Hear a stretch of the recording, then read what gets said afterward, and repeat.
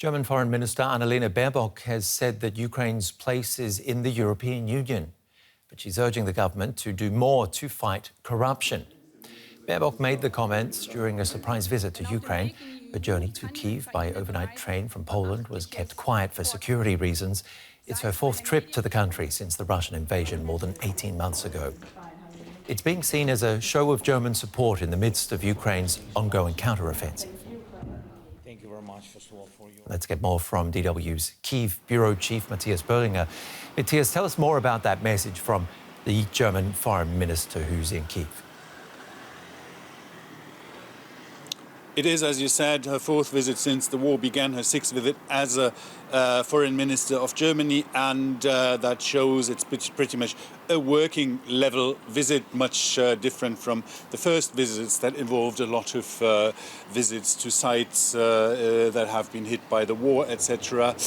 She's met quite a number of people, officials, but also civil society, and she's put emphasis on, first of all, the process of accession to the European Union, and one of the major obstacles besides the war is corruption. She's met with the anti-corruption authority here in Ukraine. She has met children who have been abducted to Russia and who have made their return to Ukraine, listened to their stories. War crimes is one of the topics where Germany wants to help Ukraine to achieve some kind of justice, and she's also seen energy infrastructure.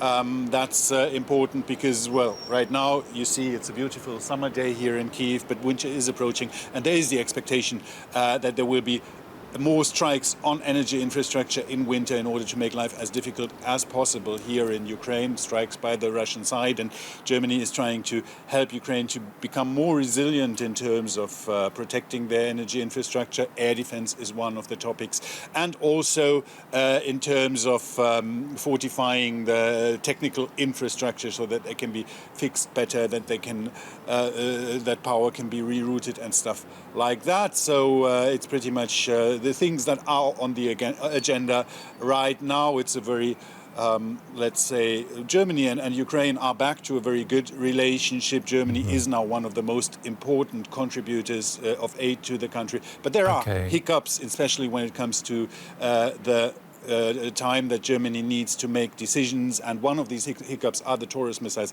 Let's listen to what the frustration that Foreign Minister Kuleba expressed here. It's just a matter of time, and I don't understand why we're wasting time.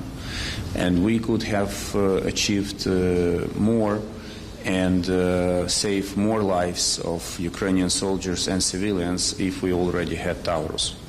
And all we are asking we are telling the German government, we respect your discussions, we respect your procedures, but from everything we know about Taurus, there is not a single objective argument against not doing it.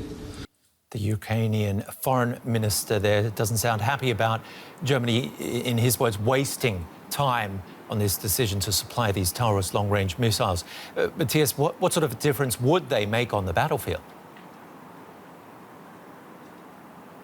These are long-range missiles, as you said, so they can reach targets beyond the front lines. Now, if Germany would deliver them, similar to the British, who have already delivered long-range missiles, they would probably make Ukraine agree to not using them on Russian territory, so they would not be useful for Ukraine to strike targets inside Russia. But what they would really reach is targets inside Crimea, the occupied territories, possibly also the bridge that connects Crimea to Russia.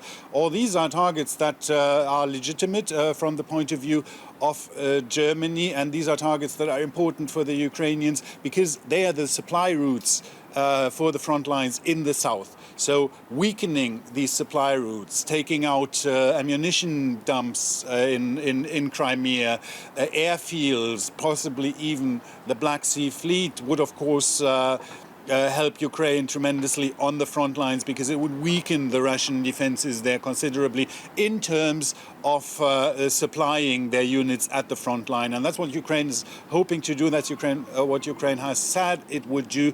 And there is little understanding here why such a weapon that could achieve that is not delivered here. That explains partly the frustration that the minister has expressed here. DW's Kyiv Bureau Chief Matthias Berlinger, thank you for the analysis.